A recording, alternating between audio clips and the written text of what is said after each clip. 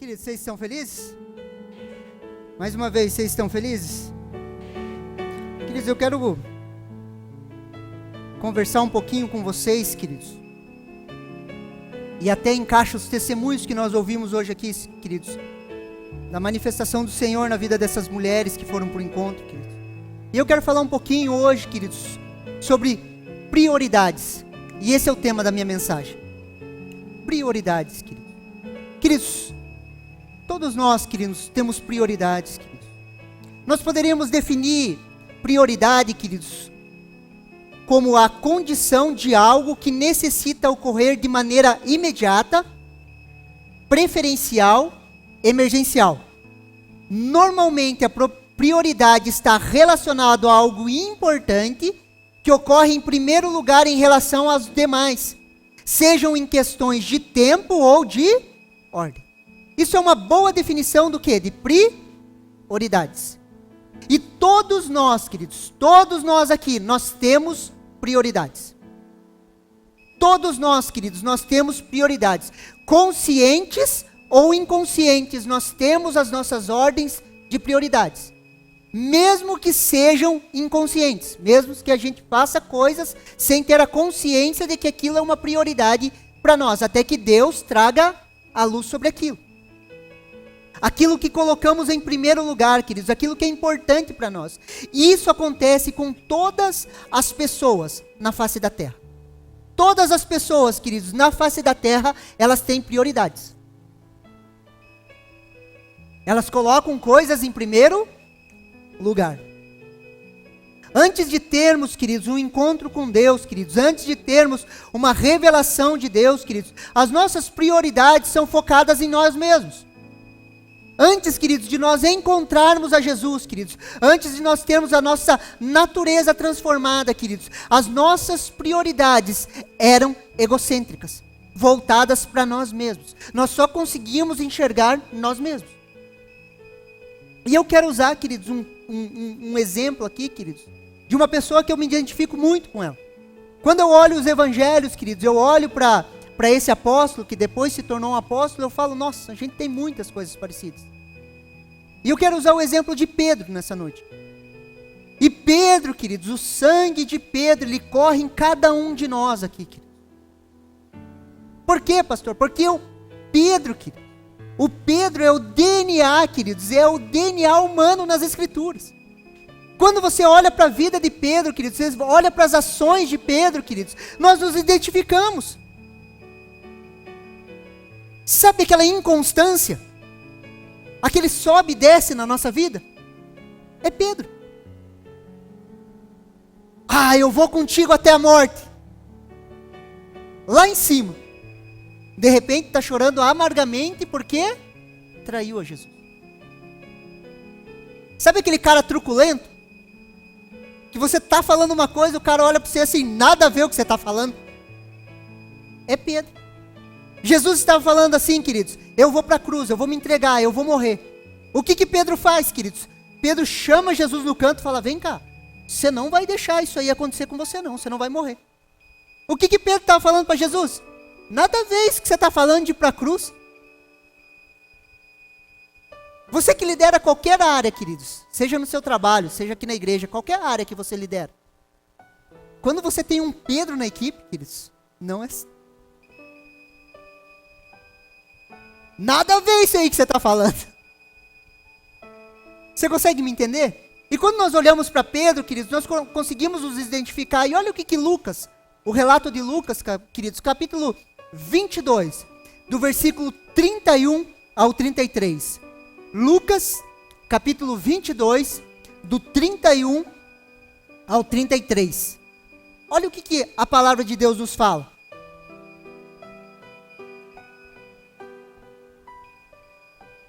Simão, Simão, eis que Satanás pediu para peneirar você como trigo.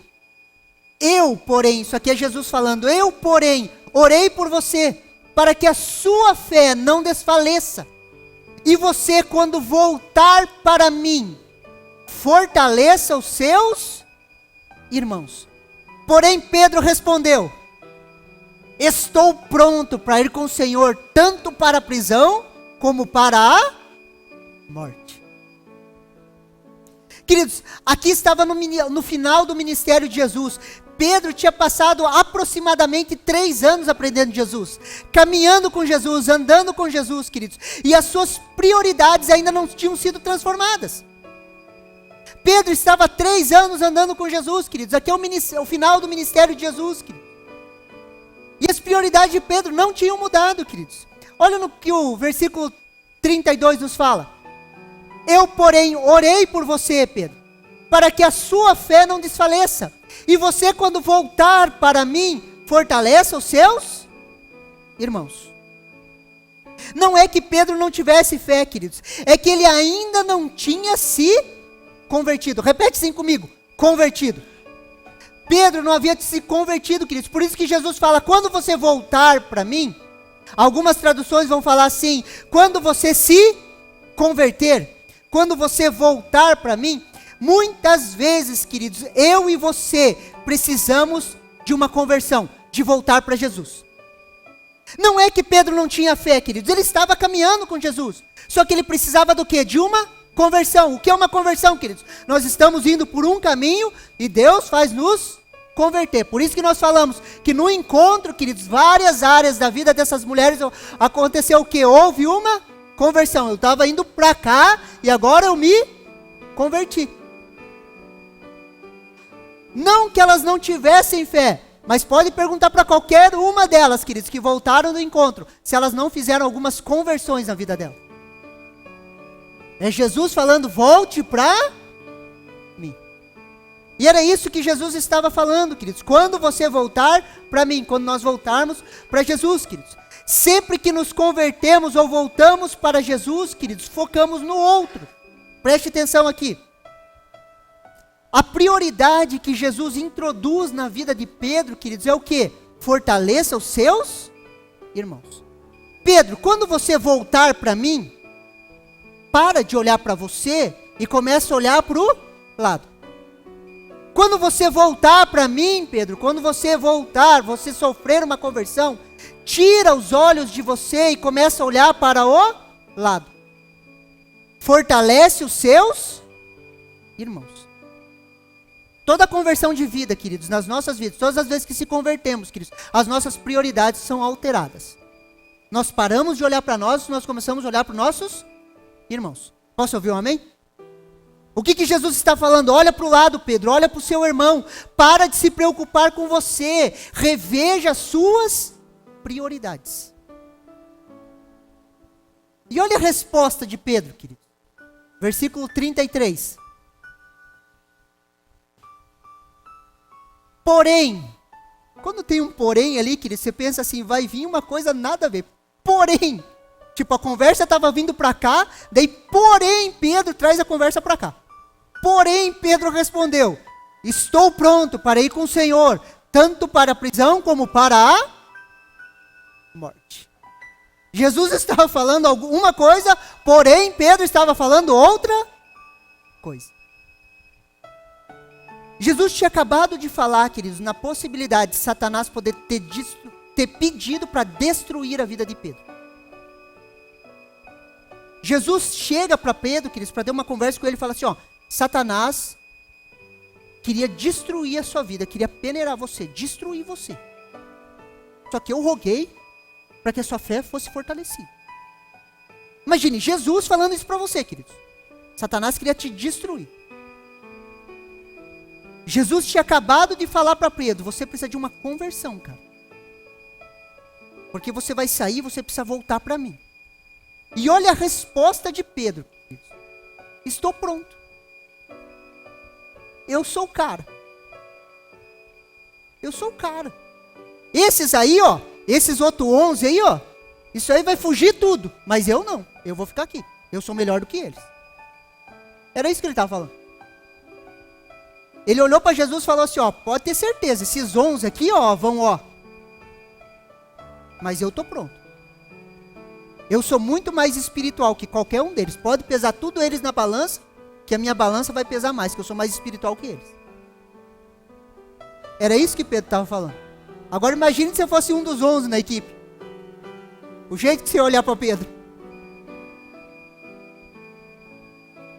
Fala a verdade, você ia olhar bravo para Pedro, não ia?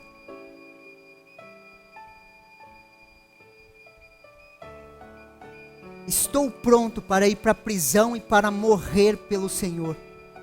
Ele ainda estava focado nas suas prioridades. Sabe por que Pedro estava focado nas suas prioridades, queridos? Porque assim, na cabeça dos 12, queridos, na cabeça dos discípulos, queridos, Jesus, ele vinha para dar um golpe de Estado em Israel, em Roma. Jesus vinha como um guerreiro, queridos. Jesus vinha como um conquistador. Era essa a ideia deles. Eles olhavam para Jesus e falavam: esse cara vai se levantar como um conquistador, vai libertar o Estado de Israel, vai suprimir Roma, nós vamos vencer o Império Romano, vai ser estabelecido o reino de Israel, o Estado de Israel vai ser estabelecido sobre a face da terra, e nós, os 12 aqui, junto com Jesus, vamos reinar sobre essa situação. Consegue me entender? Era isso que Pedro pensava. Por quê? Pedro via Jesus ressuscitando morto, querido. Jesus andava com eles, queridos. De repente vem uma caravana, queridos, vindo com um morto. Jesus toca no caixão, queridos. O morto ressuscita. Agora imagine, queridos, eles estão esperando um novo Estado, a restauração do Estado de Israel, a restauração do reinado, da linhagem de Davi, um novo reino. Você olha, queridos, nossa, um cara que ressuscita morto. Imagina, a hora que nós for guerrear, sair na mão com ele vai sair matando todo mundo, nós vamos conquistar as coisas. Consegue me entender? Era essa a mentalidade que tinha na equipe de Jesus, queridos. É essa a mentalidade que tinha no time de Jesus. É essa a mentalidade que Pedro tinha. E o que Pedro pensava? Quando Jesus der o golpe de Estado, destruir Roma, levantar o Estado de Israel, eu vou estar do lado dele. Ele vai sentar no seu trono, eu vou sentar do seu lado direito. Todas as prioridades dele era pensando nele mesmo. Era nele, queridos. Todo propósito de Deus, preste atenção aqui. Todo propósito de Deus, ele tem um tempo e um modo. Olha o que Eclesiastes, queridos. Capítulo 8, versículo 5 ao 6 nos fala. Preste atenção aqui. Eclesiastes, capítulo 8, do versículo 5 ao 6 nos fala: quem guarda um mandamento não experimenta nenhum mal, e o coração sábio conhece o tempo e o modo certo de agir. Porque há tempo e um modo para todo propósito. Porque é grande o mal que pesa sobre o ser humano. Então existe, queridos, tempo, modo e propósito. Então para cada propósito de Deus, na minha e na sua vida, para cada propósito de Deus, existe um tempo e um modo. Propósito, queridos, é aquilo que Deus quer fazer através de você. Fala um amém aí. Isso é propósito. Existia um propósito em Pedro, que era aquilo que Deus queria fazer através de Pedro. Então é o propósito, queridos. E para cada propósito existe tempo, que é quando isso vai acontecer, e modo, como isso vai acontecer. Amém? E o coração sábio, ele discerne o tempo e o modo. E eu quero liberar uma palavra profética para você aqui, queridos. É tempo de você aprender a discernir tempo e modo. Propósito, tempo e modo. Deus tem um propósito para você, aquilo que Ele quer fazer através de você. Aonde você está, é o propósito. E nesse propósito, queridos, vai ter um tempo, a hora exata, queridos, como a hora exata de agir. E tem um modo como agir. E o coração sábio discerne o tempo e o modo.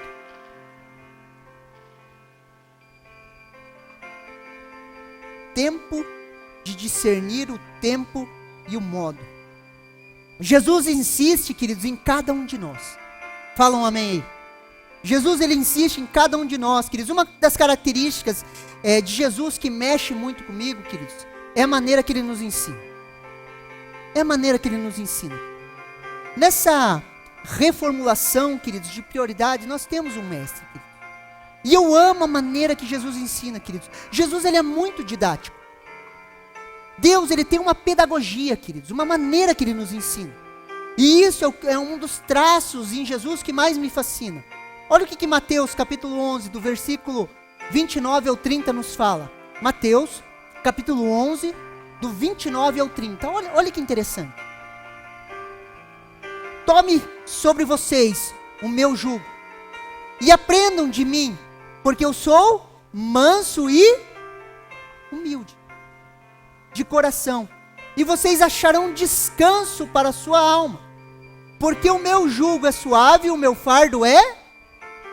Agora imagine, queridos, Jesus, o nosso mestre, o nosso professor, ele para diante de cada um de nós hoje, queridos, ele fala assim, vem, aprenda de mim, aprenda, porque eu sou manso e humilde de coração. Eu sou manso no teu ensino. Jesus, em seu trato conosco, queridos, no seu trabalhar em nós, ele é manso e humilde. Jesus, queridos, ele tem paciência, queridos. Muitos de nós, queridos, não suportariam Pedro. Quem lidera a equipe sabe, queridos, vai ser sempre o cara que vai ser, cara, quem que aguenta? O cara é metido, o cara é arrogante, o cara se acha melhor que os outros. Quem que aguenta esse aí? Queridos, Jesus é manso e humilde. Por isso que nós temos que amar todas as pessoas. Todas as pessoas para nós são importantes. Tenha certeza, queridos, na reformulação das suas prioridades, você tem um mestre manso e humilde. Manso e humilde. Logo depois, queridos, daquela afirmação de Pedro, o que acontece, queridos? Pedro nega Jesus. Ele fala, eu estou pronto, eu vou para onde quiser. Para onde o senhor for, para a prisão, para a morte, eu vou com você. Logo depois disso, o que acontece, queridos? Pedro nega Jesus, o galo canta, ele chora amargamente, queridos. Lembra lá? Eles estavam, daí Pedro fala, eu vou com você para a prisão, para a morte. Daí Jesus olha para ele, Pedro, o negócio é o seguinte. Antes que o galo cante, você vai me trair 3 vezes, você vai me negar 3 vezes. Tem todo aquele esquema, Judas vem, prendem a Jesus, Pedro tira a espada, corta a orelha do sumo sacerdote, Jesus restaura a orelha do sumo sacerdote. Eles vão, queridos, Pedro vai seguindo atrás, olhando para ver o que acontece. Quando prendem a Jesus, fazem uma reunião, queridos, ilegal e secreta. Aquela reunião não poderia acontecer, a reunião do Sinédrio não poderia acontecer. E ela acontece, queridos, levam Jesus lá. Pedro fica de longe, de repente uma mulher fala assim, você é um deles. Pedro fala, não, eu não conheço esse homem. De repente Pedro sai para o lado, de novo, você é um deles. O que ele fala? Não sou. Pela terceira vez, queridos, uma pessoa fala assim, você é um deles. E a Bíblia fala, queridos, que Pedro blasfema, Pedro xinga a Jesus. Ele xinga, queridos. Se você pegar a raiz da palavra, é como se ele xingasse. Quando ele xinga, queridos, o galo canta, queridos. E Pedro, queridos, ele tem um olhar de Jesus, ele consegue ver Jesus. E eu entendo que quando Jesus vê a Pedro, Jesus não olha Pedro com olhos de ingratidão ou com olhos de condenação. Ele é manso e ele olha para Pedro com olhos de amor, queridos. E é aquilo que quebra Pedro e faz ele chorar amargamente. Quando os olhos de Jesus batem com os olhos de Pedro, Pedro olha amor em Jesus. E ele sai daquele lugar, queridos, chorando amargamente. Amargamente. Só que sempre existe, queridos, a possibilidade de um reencontro. Dá um glória a Deus aí. Nos nossos erros, queridos, nos nossos afastamentos de Deus, há sempre a possibilidade de um reencontro. Para alguma dessas mulheres, queridos, que foram nesse encontro, foi um reencontro com Ele. Onde algumas prioridades estavam bagunçadas, e Ele olha com olhos de amor e fala, vem cá, eu vou te ajudar a reorganizar e alinhar a sua vida. E é um reencontro, queridos. E é um reencontro com alguém manso e humilde. E olha esse reencontro, queridos. Sempre é possível um reencontro. João, capítulo 21, do versículo 15 ao 18. Evangelho segundo São João, capítulo 21, do versículo 15 ao 18. Olha o que a palavra de Deus nos fala, queridos. Esse texto é impressionante. Depois de terem comido, Jesus perguntou a Simão Pedro: Simão, filho de João, você me ama mais que esses outros me amam? Ele respondeu: sim, Senhor. Sabe que eu o amo. Jesus lhe disse: apacenta os meus cordeiros. Jesus perguntou pela segunda vez: Simão, filho de João, você me ama? Ele respondeu: sim, o Senhor sabe que eu o amo. Jesus lhe disse: pastoreia as minhas ovelhas. Versículo 17. Pela terceira vez, Jesus lhe perguntou: Simão, filho de João, você me ama? Pedro ficou triste por ter Jesus perguntado pela terceira vez: você me ama? E respondeu: o Senhor sabe de todas as coisas, sabe que eu o amo. Jesus lhe disse: apacenta as minhas ovelhas. Em verdade eu lhe digo, que quando era mais moço, você cingia e andava por onde queria. Mas quando você for velho, estenderá as mãos e outro lhe cingirá e levará para onde você não quer. Olha como Jesus é didático, queridos. Olha como Deus é pedagógico conosco, queridos. O mesmo ensino, a mesma essência, em tempo e modo diferente. Mas o ensino é o mesmo, queridos. Pedro, você me ama? Apacenta os meus cordeirinhos. Pedro, você me ama? Tira os olhos de você e apacenta os meus cordeirinhos. E quando ele fala cordeirinhos aqui pela primeira vez, queridos, é cordeirinhos pequenininhos. Pedro, você me ama? Cuida dos pequenos. Cuida dos menores na igreja. Cuida daqueles que têm mais dificuldade na fé. Cuida daqueles que são fracos na fé. Cuida daqueles que não têm força para permanecer na fé. Cuida dos pequenininhos, não olha só para os grandes, Pedro. Olha os menorzinhos. E ele fala de outra pergunta: Pedro, você me ama? Pastoreie as minhas ovelhas. Seja o pastor das minhas ovelhas. Se você me ama, Pedro, cuida das minhas ovelhas.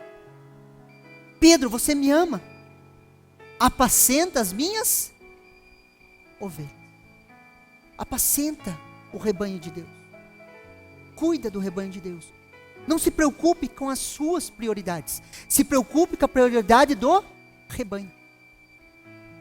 Se preocupa com as pessoas. Se preocupa com aquele pequenininho, Pedro, com o cordeirinho. Com aquele que não tem força, com aquele que é fraco na fé. Tem pessoas que são velhas, maduras, queridos, de idade, mas são cordeirinhos na fé. Não tem força espiritual, queridos, não tem força, a fé deles não consegue desenvolver, e às vezes esses a gente vai ter que pegar no colo, queridos, e levar eles para a porta do céu, daquele jeitão mesmo, queridos. Pastor, mas não vai crescer? Talvez não, queridos, a gente vai ter que pegar no braço e levar eles. A Bíblia fala daqueles que são mais fracos na fé, e vão ter os mais fracos na fé, que são os cordeirinhos, que a gente vai ter que carregar no colo para o céu. Mas por quê, pastor? Porque nós amamos Jesus. Se nós amamos Jesus, queridos, nós apacentamos, cuidamos e pastoreamos de pessoas. Eu pensei que isso era só para o pastor, não é, queridos? É o amor e o cuidado. Pastor, eu tenho que fazer isso a vida inteira? Não, queridos, lembra, propósito, tempo e modo. Eu fui chamado para o ministério, queridos, eu vou apacentar pessoas 24 horas por dia. Mas às vezes você vai ser um líder de grupo familiar, queridos, e às vezes você vai ter um tempo para você cuidar de grupo familiar, vai ter um tempo para você descansar de grupo familiar, e vai ter um tempo para você recomeçar. Posso ouvir um amém? Pastor, estou errado em entregar um grupo familiar? Não, queridos, é tempo às vezes de descanso, de recuperar as forças, de se encaixar em outros ambientes da igreja. Depois de um tempo, Deus vai te chamar novamente. Posso ouvir um amém? Porque o cuidar de pessoas, o cuidar de grupos familiares, queridos, não é uma obrigação. É um chamamento para tempos determinados. Amém? Agora, o nunca cuidar de pessoas, queridos, aí é um problema. Aí é um problema. Consegue me entender? Sim ou não? Pedro, você me ama? Quando amamos a Jesus, queridos, as nossas prioridades mudam. Queremos que as pessoas ao nosso redor recebam desse amor. Desejamos que eles experimentem o que nós experimentamos. Pergunta para qualquer mulher aqui se elas que foi para o encontro, se elas recomendam ir para o encontro. Recomendo, sim ou não? Vocês queriam que as pessoas ao seu redor fossem ao encontro? E é isso que acontece, queridos. Deixa eu falar uma coisa para você.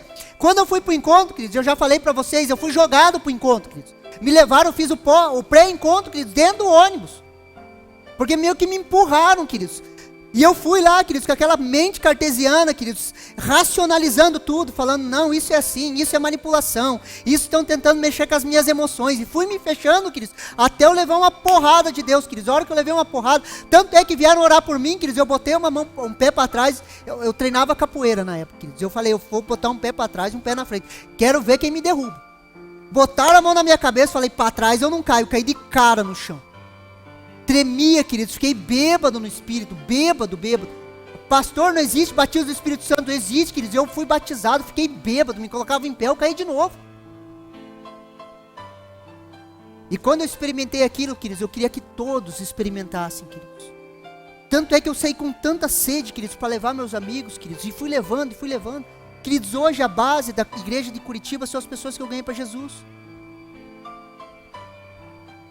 Tem pessoas, queridos, que eu ganhei para Jesus, queridos, tive o privilégio de batizar e ordenei eles pastores. Porque aquilo que eu tinha experimentado, eu queria que as pessoas experimentassem. É impossível uma igreja saudável, queridos, não crescer, sabe por quê? Porque aquilo que queima dentro de nós queremos que queime nas pessoas. Por isso que a gente convida pessoas, por isso que a gente traz pessoas, por isso que a gente faz encontro, por isso que o pastor fica quase louco cuidando de 3 crianças, para que a pastora vá cuidar do encontro. Porque nós amamos a Jesus, queridos.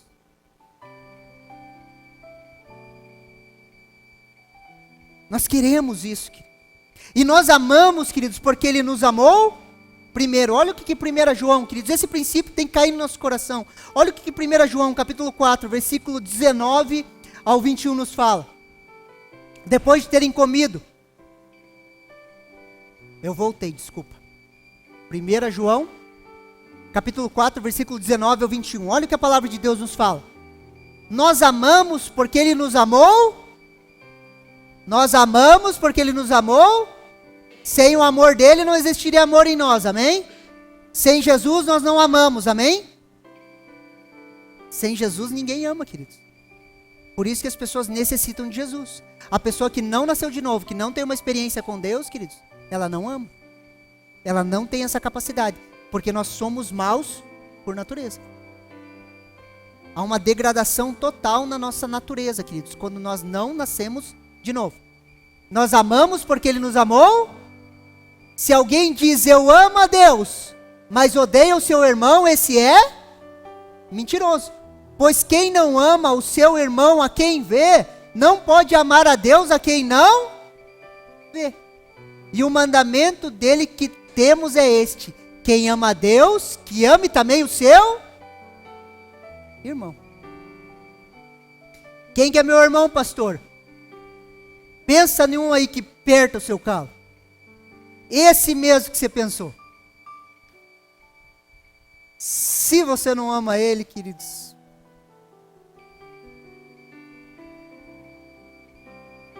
quando ouvimos essa pergunta, queridos, quando ouvimos essa pergunta de Jesus, você me ama? E a resposta for sim, só tem um motivo, queridos, porque Ele nos amou primeiro. Se Jesus pergunta para você hoje, você me ama? E você responde, sim, Senhor, eu te amo de todo o coração, é porque Ele nos amou primeiro. Tivemos essa primeira revelação do amor dEle, queridos. Fomos envolvidos pelo amor amoroso do Pai, queridos. E isso nos envolveu, queridos. Fomos banhados nesse amor. Quando entendemos que Deus nos amou, queridos, acontece uma revolução nas nossas vidas.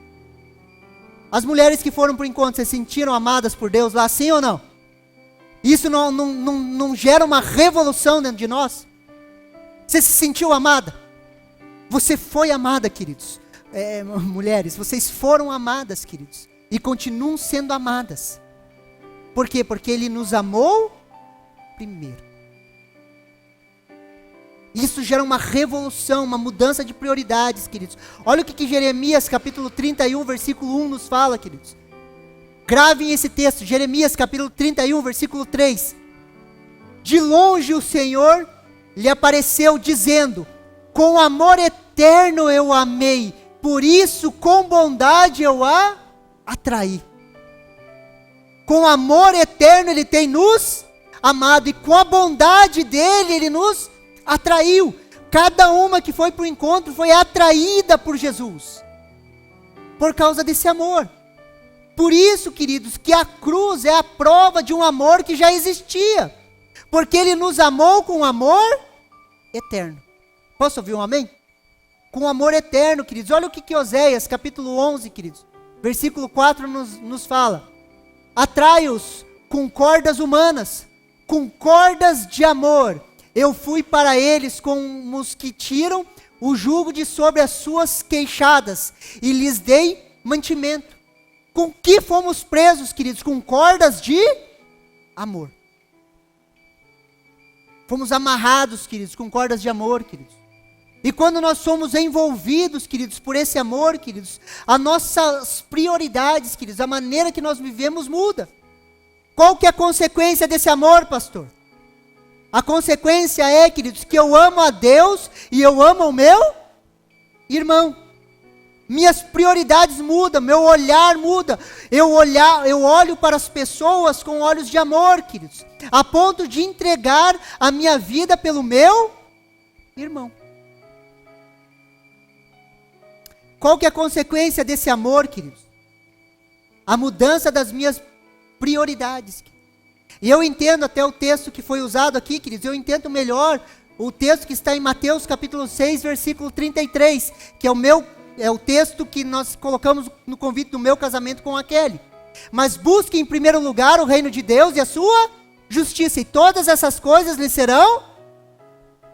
A nossa ordem de prioridade muda quando eu entendo esse amor, queridos. O reino de Deus se torna a minha prioridade, queridos. Esse reino me consome. Eu entendo que esse reino tem sido edificado ao longo dos séculos, pela entrega total de homens e mulheres. Queridos, deixa eu falar uma coisa. Você está com a Bíblia na mão aí? Levanta a sua Bíblia. Você sabia que essa Bíblia, queridos, está na sua mão à custa de sangue de pessoas? Homens e mulheres ao longo da história, queridos, morreram de forma, não de forma lúdica, queridos, de forma literal, se entregaram, morreram para que eu e você tivéssemos uma Bíblia hoje. Sangue foi derramado, queridos. Pessoas leram esse texto e falaram: eu vou colocar ele na prática. Vou buscar o reino de Deus acima de todas as coisas, a ponto de eu morrer por ele. Fala um amém aí. Que literalmente não amaram as suas vidas, queridos. Deixa eu te falar uma coisa. Quando eu voltei do encontro, queridos, a minha cabeça era assim, ó. Quando eu estava indo para o encontro, eu tinha acabado de voltar de um campeonato de capoeira, queridos. E eu falei: vou fazer uma coisa, assim, eu vou para esse encontro, é uma chácara, eu tiro um canto lá para treinar. E eu fui com essa cabeça: eu vou treinar. Tem gente que foi também com essa cabeça: eu vou treinar lá. Levou até tênis para correr. E eu sabia, estava dando risada em casa. Eu falei: eu vou treinar. E daí eu levei minha roupa para treinar. E eu pensei assim: ó, qualquer coisa eu fujo lá e treino. Eu preciso treinar. Eu treinava 3 vezes por semana, queridos. Eu vivia por isso, queridos. Eu corria atrás disso. Eu vivia por aquilo. Uma vez me confrontaram antes de eu entrar para a igreja. Mas capoeira tem coisa do diabo no meio. É muito com o pezinho lá no candomblé, não sei o quê, não sei o quê. E eu tinha argumento para tudo, queridos. Conseguia convencer a pessoa que não dava nada ali. Daí um dia, queridos, uma das únicas conversas saudáveis que eu tinha tido com meu pai, queridos, meu pai falou assim, meu pai tinha voltado do encontro, e ele estava transformado. Ele olhou assim para mim, ele falou assim: o grande problema é que isso é o carro-chefe da sua vida. Queridos, quando eu fui, eu falei assim: ó, eu posso largar tudo, mas eu não largo isso. Qual que foi a primeira coisa que Deus pediu para mim largar?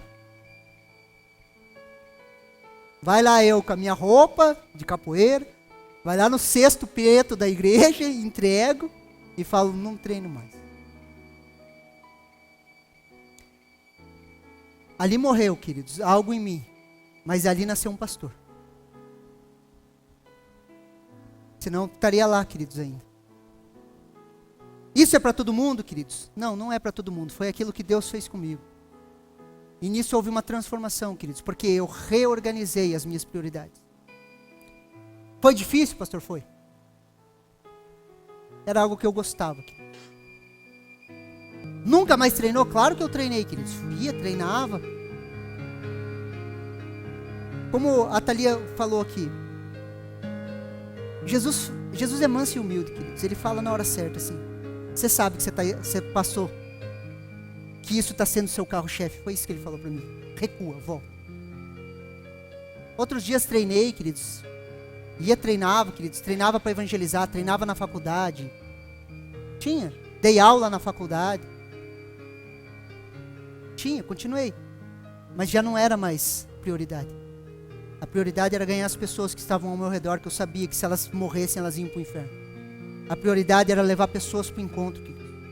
A prioridade era fazer encontro, queridos. A prioridade era viver igreja, fazer igreja. Por quê? Porque eu creio, queridos, que a igreja é a manifestação do reino de Deus sobre a face da terra. Por isso que nós vivemos igreja. As ordens de prioridade são transformadas, queridos. Qual que é a consequência desse amor, pastor? João 21, capítulo 21, versículo 18 ao 19, olha o que a palavra de Deus nos fala. Em verdade digo, que quando era mais moço, você se cingia e andava por onde você queria. Mas quando você for velho, estenderá a mão, e outro cingirá e o levará para onde você não quer ir. Jesus disse isso para significar com que tipo de morte Pedro havia de glorificar a Deus. Depois de falar assim, Jesus acrescentou: siga-me. Preste atenção, qual que é a consequência de amor? Quando eu entendo que esse amor, que Deus me amou, queridos, lá na eternidade, queridos, quando eu compreendo esse amor, queridos, isso me leva a uma entrega total e radical, queridos. A história conta, queridos, que Pedro foi crucificado de ponta cabeça. Lembra lá que aquele Pedro, queridos, que tinha errado tempo e modo, lembra aquele Pedro arrogante, aquele Pedro, queridos, que se achava melhor do que os outros, queridos, aquele mesmo Pedro, queridos, que disse que morreria por Jesus, literalmente ele morre por Jesus. Em um tempo diferente, depois que ele amadureceu, ele morre. E ele morre velho, queridos, crucificado de ponta cabeça, porque ele não se achava digno de morrer como Jesus. Aquele Pedro, queridos, que tinha as prioridades em si mesmo, quando ele abraçou o ensino de Jesus, queridos, as suas prioridades mudaram. A palavra de Deus, queridos, preste atenção aqui, ela nunca volta vazia. Os ensinos de Jesus, queridos, eles vão gerando frutos em nós. A palavra de Deus, ela nunca volta vazia. Você que é líder de grupo familiar, tenha certeza que todas as palavras que você tem semeado na vida das pessoas, você vai colher, porque elas não voltam vazias. Ela produziu em Pedro, queridos, uma transformação real. Um realinhamento em suas prioridades. Uma correção, uma nova vida. A ponto de, queridos, no versículo 18, Jesus fala a maneira que Pedro ia morrer. Quando você era jovem, cara, você ia para onde você queria, você colocava a roupa que você queria. A hora que você for velho, alguém vai pegar você pelo braço, vai te levar para um lugar que você não quer ir, que é o lugar da sua morte. E nesse lugar, nessa morte, você vai glorificar a Deus. Queridos, nós não glorificamos a Deus, queridos, com um carro novo. Nós não glorificamos a Deus, queridos. Nós glorificamos a Deus quando nós morremos. Sabe quando você tem direito contra uma pessoa e você morre por esse direito e perdoa a pessoa? Sabe disso? Você não morre para você? Aí você glorifica a Deus. Isso que é glorificar a Deus. Isso que é uma igreja que glorifica a Deus. É uma igreja que morre para ela mesma. Versículo 19. Jesus disse isso, significando com que tipo de morte Pedro havia de glorificar a Deus. Depois de falar assim, depois de falar que Pedro ia morrer, queridos, O que Jesus fala para ele? Siga-me. Quando eu entendo que Deus me ama, quando eu entendo que o amor de Deus enche o meu coração, Ele vai olhar para mim e vai falar assim: você vai morrer para você agora. Você vai morrer para as tuas vontades. Eu lembro o dia, queridos, quando eu voltei do encontro, queridos, eu não quis me firmar na igreja. Eu tentei fugir, queridos. Um amigo meu me trouxe de volta para o pré-encontro. Eu tive uma experiência sobrenatural com Deus. Meus olhos se abriram, eu vi o reino espiritual, queridos. Quando eu vi isso, queridos, que o Espírito Santo falava assim para mim: você vai pedir perdão para a tua família. Eu comecei a entender Deus falando comigo assim: eu quero esmagar você e matar você, porque você é muito orgulhoso. E literalmente, queridos, Deus me esmagou. E eu sei, queridos, prego isso e falo isso porque eu sei como é difícil morrer para nós mesmos. E o Espírito Santo fala para nós, queridos, a maneira que nós vamos morrer, sendo esmagados no nosso orgulho. E depois de ele falar isso, ele fala assim: você quer me seguir? Vem. E esse que é o desafio. Você quer seguir Jesus? Sim ou não? Então vem, você vai morrer. Você quer seguir Jesus? Você me ama. Apacenta as minhas ovelhas. Aqui está a nossa morte, é apacentar pessoas. Onde eu não vivo mais para mim, e eu vivo para o meu irmão. Como eu posso dizer que eu amo a Deus, a quem eu não vejo, se eu não amo o meu irmão na prática, querido? Não de boca, na prática. Se eu não consigo colocar uma pessoa difícil do meu lado para caminhar comigo. Se eu não consigo trazer pessoas para perto. Se eu não consigo me aproximar de pessoas sem saber, sem querer que elas me acrescentem algo.